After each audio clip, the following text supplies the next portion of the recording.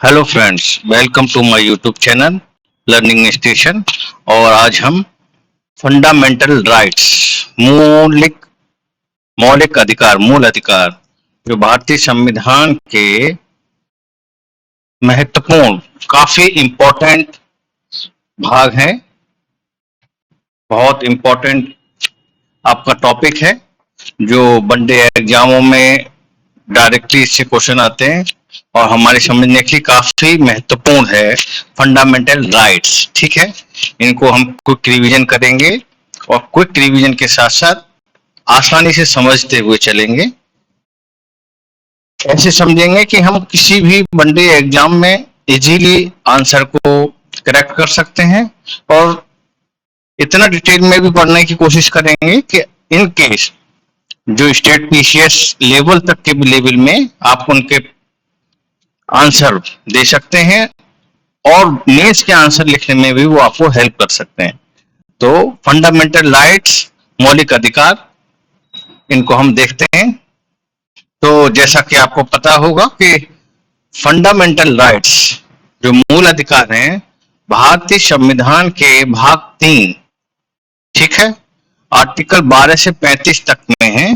तो इसको एक बार रीड कर लेते हैं। भारतीय संविधान का भाग 3 और अनुच्छेद 12 से 35 तक मूल अधिकारों के बारे में है, या मूल अधिकारों का वर्णन किया गया है। किसमें?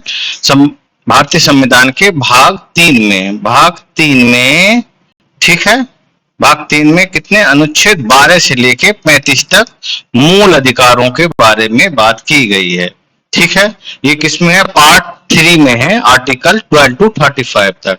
अच्छा, ठीक है, इसको थोड़ा सा हम समझ लेते कि मूल अधिकार या इन्हें मौलिक, है ना, इन्हें मौलिक अधिकार भी कहते हैं। तो ये मूल या मौलिक क्यों है, ठीक है, क्योंकि आगे आएगा भी। तो ये मूल अधिकार अन्य कानूनी अधिकारों से किस तरह से भिन्न है? मूल अधिकार इसलिए इंपॉर्टेंट है कि किसी भी व्यक्ति के लिए, है ना, किसी व्यक्ति के विकास के लिए, किसके जीवन में सकारात्मक बदलाव करने के लिए ये बहुत महत्वपूर्ण है, अत्यंत महत्वपूर्ण है। इनके अभाव में व्यक्ति अपने उच्च विकास को प्राप्त नहीं कर सकता है ना। तो इसलिए ये मूल हैं और ये मूल अधिकार हैं जो भारतीय संविधान में भाग 3 में दिए गए हैं। ये इनको गारंटी देता है संविधान कि ये व्यक्ति की, नागरिकों की सरकार के विरुद्ध गारंटी है कि सरकार इनमें बदलाव नहीं कर सकती है। हाँ, विशेष परिस्थितियों में युक्ति युक्त निर्बंधन, यानी कि उसमें थोड़ा बहुत बदलाव कर सकती है विशेष परिस्थिति में, ठीक है, वो भी इसमें मेंशन किया हुआ है। अब आगे हम इसको देखते हैं, ठीक है। ये अब हमने देख लिया कि भारतीय संविधान के किसमें? भारतीय संविधान के भाग 3 में, पार्ट 3 में है, ये हमें याद रहना चाहिए। और आर्टिकल 12 से 35 तक है, ठीक है। इसका थोड़ा सा बैकग्राउंड देख लेते हैं, थोड़ा सा फास्ट क्विक रिवीजन। थोड़ा सा आपको पता होना चाहिए कि मूल अधिकार, आखिरी इनका ओरिजिन कहाँ से हुआ, ये अवधारणा आई कहाँ से, अधिकारों की बात। तो बहुत फास्ट देख लेते हैं, आपकी थोड़ी सी मेमोरी में बना रहेगा, तो आपको थोड़ा सा स्पष्ट रहेगा, है ना, बैकग्राउंड के साथ। तो जो मूल अधिकार का सर्वप्रथम प्रयोग या सर्वप्रथम इसका विकास कहाँ हुआ था? ब्रिटेन में हुआ था, ठीक है, याद रखिएगा, ठीक है। विकास इसका सर्वप्रथम कहाँ हुआ था? ब्रिटेन में हुआ था, ठीक है। ब्रिटिश नागरिकों को सर्वप्रथम लिखित रूप से मूल अधिकार प्रदान करने वाले दस्तावेज का नाम अधिकार पत्र, उस अधिकार पत्र को क्या कहा गया था? Magna carta. इससे क्वेश्चन अक्सर पूछ लिया जाता है और बनता भी है, ठीक है। मतलब ये है कि मैग्ना कार्टा एक टर्मोलॉजी है, शब्द है, तो इसका अर्थ क्या है, ठीक है। तो आप ऐसे समझें कि ब्रिटेन के अंदर जब राजशाही थी, राजा रानियों का शासन था, तो पहली बार जब नागरिकों को, आम व्यक्तियों को एक अधिकार पत्र दिया गया जिसमें उनको कुछ राइट्स दिए गए, अधिकार दिए गए, तो उस अधिकार पत्र का नाम था मैग्ना कार्टा। तो आज के समय में पूरी दुनिया में मैग्ना कार्टा वर्ड सिनोनिम्स बन गया, पर्याय बन गया है किसका? अधिकार का। मतलब कहीं भी अधिकार देने की बात आती है, अधिकारों की बात आती है, तो मैग्ना कार्टा एक सिनोनिम वर्ड्स के रूप में यूज किया जाता है। मान लो अगर पूछा जाता है आपसे मैग्ना कार्टा मीन्स, तो आप ऑटोमेटिक आपके दिमाग में आना चाहिए कि अधिकार पत्र, जहां किसी किसी को अधिकार देने की बात होती है। तो इस तरह से ये जो मैग्ना कार्टा वर्ड है, ये इसके अर्थ वहां से इसे मिला। ठीक है, अब आप आगे देखते हैं। अगला जो हमारा पॉइंट है, फ्रांस ने 1789 में मानव अधिकारों के अधिकार घोषणा पत्र द्वारा अपने नागरिकों को मूल अधिकार प्रदान किए। ठीक है, तो ये एक आपको एडिशनल इंफॉर्मेशन है, रात इसको मेमोराइज कर सकते हैं या आपको से बस एक बार रीड कर सकते हैं। कुछ ये एडिशनल इंफॉर्मेशन थी कि आपको पता होना चाहिए। ठीक है, जो हमने पहले भी कहा कि भारतीय संविधान के भाग 3 द्वारा प्रदत्त मूल अधिकार। ठीक है, अभी हमने इसका एक बैकग्राउंड देखा था कि ये मूल अधिकार या मौलिक अधिकार की बात कहां से आई थी। तो सबसे पहले ये विचार, ठीक है, जो हमने ये देखा था, इससे कंफ्यूज नहीं होना आप, जो अभी देखा था कि मूल अधिकार का सर्वप्रथम विकास ब्रिटेन में हुआ था। ठीक है, ये ठीक है विचार के रूप में था। ठीक है, और यहाँ हम अभी देख रहे हैं कि जो भारतीय संविधान के भाग 3 में है, जो मूल अधिकार जो भारतीय संविधान के भाग में है, किस भाग में? 3 में, वो मूल अधिकार हमने अमेरिका के संविधान से लिए हैं। ठीक है, एग्जैक्टली कॉपी पेस्ट नहीं किया हुआ है, हमारी भारतीय परिस्थिति के अनुसार से संविधान निर्माताओं ने उनको ढाला है, उनको अनुकूलित किया है यहाँ। ठीक है, लेकिन वो कहां से हैं, प्रेरित कहां से हैं? हमारे भारतीय संविधान में जो मूल अधिकार है कहां से प्रेरित हैं? अमेरिका के संविधान से। ठीक है, इंपॉर्टेंट है बात, ये याद रखिएगा, कंफ्यूजन नहीं हो रहा है पीछे वाले से। अगला पॉइंट देखिए, भारत के मूल संविधान का मतलब ये है, जब भारतीय संविधान लागू हुआ था या संविधान निर्माताओं ने संविधान बनाया था, तो उस टाइम पे, उस समय 7 मौलिक अधिकार थे। ठीक है, 7 मौलिक अधिकारों का उपबंध किया गया था। ठीक है, जब 7 थे तो अब क्या स्थिति है वर्तमान में, आगे से हम देखेंगे, तो वर्तमान में 6 मौलिक अधिकार हैं। ठीक है, मूल रूप से कितने थे? 7 थे, याद रखेंगे ये। ठीक है, तो जो एक डिलीट हो गया है, ये कह सकते हैं, डिलीट से अच्छा शब्द ये है कि उसको मूल अधिकार से कानूनी अधिकार बना दिया गया। वो कौन सा अधिकार है? वो था संपत्ति के मूल अधिकार। जो संपत्ति का मूल अधिकार था उससे 44 में संविधान संशोधन अधिनियम 1978 यानी कि 1978 द्वारा अलग कर दिया गया था। तो यानी कि वो संपत्ति का जो मूल अधिकार था, जो 7वां था, उसको हटा के क्या किया गया? उसको एक कानूनी अधिकार बना दिया। वो मूल अधिकार नहीं रहा, मौलिक अधिकार नहीं रहा है। ठीक है, अगली लाइन में आप देखेंगे उसको, संपत्ति के अधिकार के बारे में और एडिशनल इंफॉर्मेशन है। जो संपत्ति का अधिकार है उसको भारतीय संविधान में ही, हमारे कॉन्स्टिट्यूशन में ही आर्टिकल 300A यानी 300 का में उसको स्थापित किया गया है, और वो मूल अधिकार ना होकर सिर्फ विधिक अधिकार है, सिर्फ।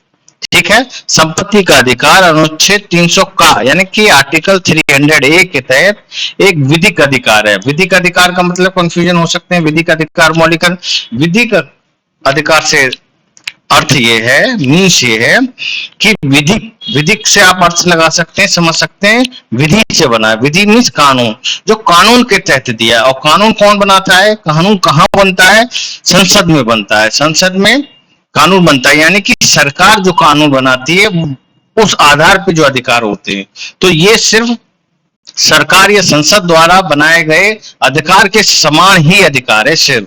और जो मूल अधिकार हैं वो संविधान ने दिए हैं, गारंटी दी हुई है, उसमें गवर्नमेंट, सरकार या संसद भी उसमें फेरबदल नहीं कर सकती है। ठीक है, थोड़ा बहुत उसमें कुछ जो मूल अधिकार है उसमें कुछ विशेष प्रावधान या कुछ विशेष परिस्थिति में ही युक्ति निर्बंधन लगाया जा सकता है, यानी कि कुछ विशेष परिस्थिति में ही कुछ विशेष कारण के तहत उनको निलंबित करा जा सकता है, लेकिन उन्हें छीना नहीं जा सकता, इसलिए वो मौलिक है, मूल है। ठीक है, अब आप देखेंगे वर्तमान में हमने बात करी थी तो अब 6 ही रह गए ना। तो वर्तमान में भारतीय संविधान के अंतर्गत नागरिकों को कुल 6 मौलिक अधिकार प्राप्त हैं, यानी कि मूल रूप से 7 थे, लेकिन अब वर्तमान में 6 ही प्राप्त हैं। ठीक है, एक बार हमने एक रिवीजन कर लिया, क्विक देख लिया, जो इससे एडिशनल इंफॉर्मेशन थी जो हमें पता होनी चाहिए।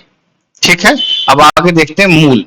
हमने बात की थी मूल रूप से 7 थे, अब 6 रह गए। तो 6 कौन कौन से हैं ये एक बार हम देखते हैं, फिर इन्हें आगे डिस्कस करेंगे। तो ये देखिए, पहला है, पहला नहीं कहना चाहिए, ये टोटल 6 हैं, 1 2 3 4 5 6। तो पहले अधिकार है, क्या है, समानता का अधिकार, राइट टू इक्वालिटी। ठीक है, अब आपको एक चीज और समझना है कि ये 6 अधिकार सिर्फ एक 6 अधिकार नहीं है, इन ये अधिकारों का एक समूह है, ग्रुप है।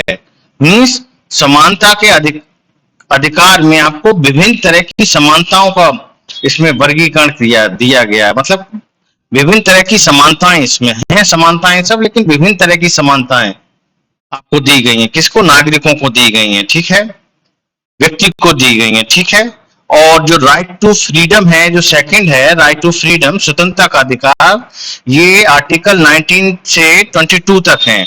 तो ये अपने आप में सिर्फ एक अधिकार नहीं है, इसके अंदर अलग अलग एक्सप्लेन किया गया है कि आपको समानता अगर है, समानता का अधिकार है, तो कितनी तरह की समानता की बात, वो हम आगे देखेंगे। 14 से 18 में अलग अलग तरह की है, वो समझेंगे। तो ये 6 अधिकार जो हैं, जो मूल अधिकार हैं, ये ग्रुप हैं, 6 ग्रुप हैं, जिनके अंदर अलग अलग डिटेल्स देखेंगे। ठीक है, तो एक बार क्विक रिवीजन कर लेते हैं। The right to equality, right to freedom, right against exploitation, fourth right to freedom of religion, cultural and educational rights, right to constitutional remedy. ठीक है, पहला क्या, समानता का अधिकार, जो आपका अनुच्छेद 14 से 18 तक में इनको एक्सप्लेन किया गया है। स्वतंत्रता का अधिकार 1922 तक, शोषण के खिलाफ या शोषण के विरुद्ध अधिकार, ये आर्टिकल 23 से 24 में है, यानी कि 23 और 24 दो ही हैं। धर्म की स्वतंत्रता का अधिकार, ये आर्टिकल 25 से 28, यानी कि 25, 26, 27, 28 में है। संस्कृति और शैक्षिक अधिकार, वो आर्टिकल आपके 29 और 30 में है। और राइट टू कॉन्स्टिट्यूशनल रेमेडी, संवैधानिक उपचारों का अधिकार, ये है 32 आर्टिकल। ठीक है, इसको मैं एक्सप्लेन करेंगे और समझेंगे क्योंकि बहुत इंपॉर्टेंट है। ठीक है, तो सबसे पहला हम राइट टू इक्वालिटी, ठीक है, समता का अधिकार या समानता का अधिकार। ठीक है, अच्छा आपने देखा होगा, ये पहले आपने देखा, हमने भी बताया कि ये बताए गए शुरू में कि इसमें जो पार्ट 3 में है, जो मूल अधिकार है, वो 12 से 35 है, और हमने यहाँ चर्चा कर रहे हैं 14 से शुरुआत कर दी। तो बेसिकली 12 में और 13 में, 12 में परिभाषा है, 13 में कुछ और उपबंध है, लेकिन मूल रूप से जो आपके जो आर्टिकल हैं, जो मूल अधिकार है, वो 14 से शुरू होते हैं। ठीक है, 12 में आपकी परिभाषा है और आपका 13 में कुछ उपबंध हैं। ठीक है, तो वो इतने इंपॉर्टेंट नहीं है, बस आपको जानकारी होनी चाहिए क्या है। तो हम यहाँ से बात शुरू करते हैं, राइट टू इक्वालिटी। ठीक है, जो पहला था अधिकार, समता का अधिकार या समता का अधिकार या समानता, समानता। अब आप इसी से समझ रहे होंगे, समानता की बात कर रहा है, समता की बात कर रहा है। ठीक है, और समता किसमें? लोगों के बीच में। ठीक है, लोगों के बीच में समता हो, यानी कि जब हमारे संविधान ने समता की बात की है, यानी कि संविधान से पहले समता नहीं रही होगी समाज में। ठीक है, तो समता स्थापित करने का प्रयास कर रहा है संविधान मूल अधिकारों के माध्यम से। ठीक है, तो आर्टिकल 14 क्या कह रहा है? Equality before law. ठीक है, कानून के समक्ष समानता। कानून के समक्ष समानता का मतलब यह है कि जो कानून है, ये कानून होगा, ये कोई भी कानून है, उसके समक्ष यानी कि उसके सामने सभी व्यक्ति, कोई छोटा नहीं है, कोई बड़ा नहीं, सारे समान हैं। यानी कि कानून सभी व्यक्ति को एक समान देखेगा। अब अच्छे आप समझ सकते हैं कि कानून समान देखेगा, यानी कि पहले ऐसा नहीं था। तो आपने अगर पढ़ा होगा या थोड़ा बहुत हिस्ट्री में आपने देखा होगा। तो पहले क्या था, जब ये डेमोक्रेसी नहीं थी, आधुनिक समय में से पहले मध्यकाल में राजा रानियों के शासन के समय में, तो वहां क्या था, राजा या रानी जो भी होते थे, उनका जो कानून है उन्होंने जो कह दिया वो माना जाएगा, और उनमें भी अलग अलग लोगों पे लागू होता था। जो अभिजात वर्ग हैं उन पे वो कानून की जो शक्ति थी वो बहुत हल्की थी, और लोगों के लिए बहुत कठोर दंड थे। ठीक है, तो यानी कि कानून, उस समय के जो कानून राजा रानी के थे वो सबके लिए समान नहीं थे। लेकिन आधुनिक काल में, डेमोक्रेसी में और आजाद भारत में संविधान लागू होने के बाद संविधान के समक्ष सभी क्या है, कानून के समक्ष समान हैं। ठीक है, कानून के समक्ष समानता, इसका मतलब ये है कि कानून किसी को अलग अलग तरीके से, उसकी जो कानून की धाराएं हैं वो अलग अलग किसी पे लागू नहीं हुई, किसी पे कम, किसी पे ज्यादा, या किसी को छूट है, ऐसा नहीं है। ठीक है, तो आर्टिकल 14 ये कहता है कि कानून के समक्ष सब समान है, समता। ठीक है, अब आर्टिकल 15 क्या कहता है? आर्टिकल 15 कहता है prohibition of discrimination on ground of religion, race, caste, sex और प्लेस ऑफ बर्थ। मतलब धर्म, ठीक है, मूल वंश, जाति, लिंग या जन्म स्थान के आधार पर भेदभाव का निषेध। ये भी समानता की बात कर रहा है। आर्टिकल 15 कैसे कर रहा है कि कोई भी व्यक्ति या किसी भी व्यक्ति को धर्म के आधार पर, कि उसका क्या धर्म है, ठीक है, मूल वंश, वंश क्या है, किस ओरिजिन वंश का है, जाति क्या है, उसकी क्या कास्ट है, ठीक है, क्या लिंग है, लिंग मतलब स्त्रीलिंग है, पुल्लिंग है। और अब तो आप देख रहे हैं कि हाँ, बहुत जगह भारत में, बहुत जगह जो आपके थर्ड जेंडर हैं उनको भी नौकरियों में रिजर्वेशन का प्रावधान किया जा रहा है। तो लिंग के आधार पर नहीं होगा। ठीक है, और जन्म स्थान, जन्म स्थान से मतलब कि कोई व्यक्ति कहाँ पैदा हुआ है। ठीक है, अब अक्सर आप देखते हैं इस तरह की प्रवृत्तियां नहीं होनी चाहिए कि जो हमारे देश का पार्ट है, हमारा ही अंग है बिहार, तो बिहार से आने वाले जो हमारे देश के हमारे भाई बंधु हैं, उनको अदर स्टेटों में छोटी छोट के का नतीजा है कि उनको हे दृष्टि से समझते हैं कि भाई बिहार से है, बिहार ही है, इस तरह की गलत भाषा का यूज करते हैं। तो ये बिल्कुल निंदनीय है ना, गलत है, ऐसा नहीं करना चाहिए।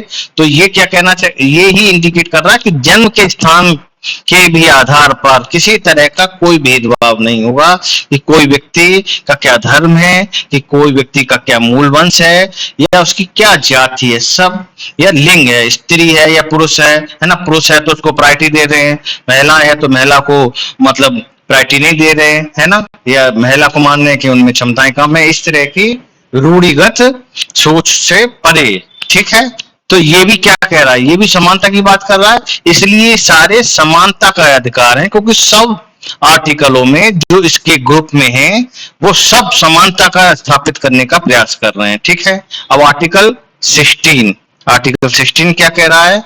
सार्वजनिक रोजगार के मामलों में अवसर की समानता, equality of opportunity in matters of public employment. ठीक है, पब्लिक एम्प्लॉयमेंट यानी कि सरकारी रोजगार, सार्वजनिक रोजगार का मतलब है गवर्नमेंट जॉब, इजी लैंग्वेज में गवर्नमेंट जॉब के मसले में या उसके मामले में सबको समान अवसर दिया जाएगा, उसमें कोई भेदभाव नहीं कि किसी को मौका ही नहीं मिल रहा है। और जब किसी को मौका ही नहीं मिलेगा तो वो अपनी प्रतिभा को कैसा प्रदर्शन करेगा। ठीक है, तो इस बात यहाँ पे भी समानता स्थापित करने का प्रयास किया गया है, किसके माध्यम से? अवसर की समानता, सबको क्या समान अवसर, अपॉर्चुनिटी मिलेगी। ठीक है, अब आते हैं, अब अगले हम उस पे आते हैं, जो अगला है आर्टिकल 17, इंपॉर्टेंट है सारे ही। 17 क्या कहता है? अबॉल्यूशन ऑफ अनटचेबिलिटी, अनटचेबिलिटी अस्पृश्यता का उन्मूलन। अस्पृश्यता का क्या, इसको जो इजी लैंग्वेज में हम समझे, बोलचाल की भाषा में, छुआछूत होती है ना, सॉरी, छुआ छुआछूत जो रहती है ना, मतलब कि ये व्यक्ति छोटा है, ये अस्पृश्य हैं, जो आजादी से पहले इस तरह की क्या कहते प्रवृत्तियां रही समाज में, है ना, बटा हुआ हमारा समाज रहा।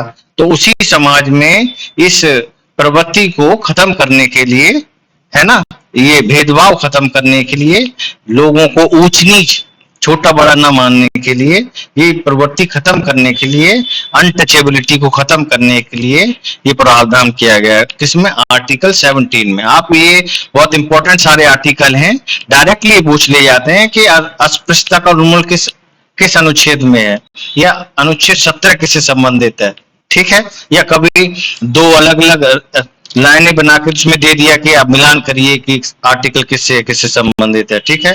अब आ जाए आर्टिकल 18। आर्टिकल 18 क्या है? एवोल्यूशन ऑफ टाइटल्स, ठीक है, उपाधियों का उन्मूलन। उपाधियों का उन्मूलन का मतलब क्या है? पहले आपने सुना होगा, अगर हिस्ट्री वगैरह में आपने पढ़ा हुआ या पहले पढ़ा हुआ, जो प्राचीन काल या मध्य काल में राजा ज्यादातर बड़ी बड़ी उपाधियां रखते थे, महाराजा, महाराजा या महाराजाधिराज, इस तरह की, या और भी अलग तरह की उपाधियां, ठीक है। तो ये सारी उपाधियां बराबरी को नहीं दर्शाती हैं, सब मनुष्य समान हैं, ठीक है।